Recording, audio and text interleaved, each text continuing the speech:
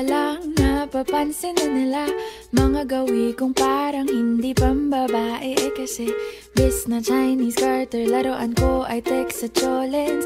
Tapos kajamin ko lagi noon mga sigang lalaki sa amin.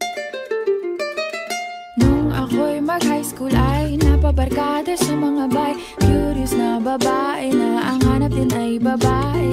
Sa halip na makeup kit, bit-bit ko ay gitara. Tapos pormahan ko lagi ay long sleeves na t-shirt at faded na lonta.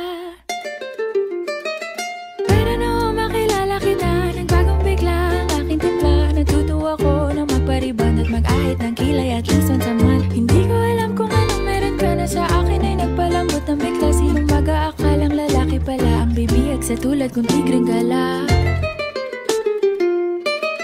Kahit ako'y titibok-tibok, puso ko ay titibok-tibok pa rin sa'yo. Isang halik mo lamang at ako ay tinatablan.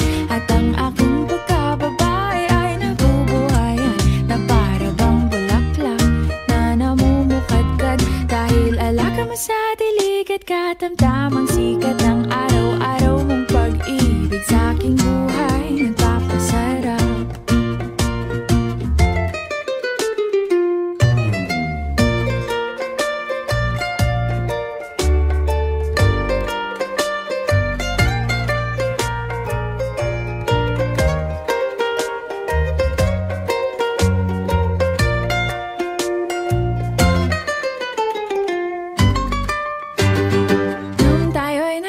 Ay, saka ko lamang binigay ang matamis na oong 10 buwan mong trinabaho. Sa halip na tsokolate at tipikal na mga diskarte, nabihag mo ko sa mga tula at sa mga katamong pabebe.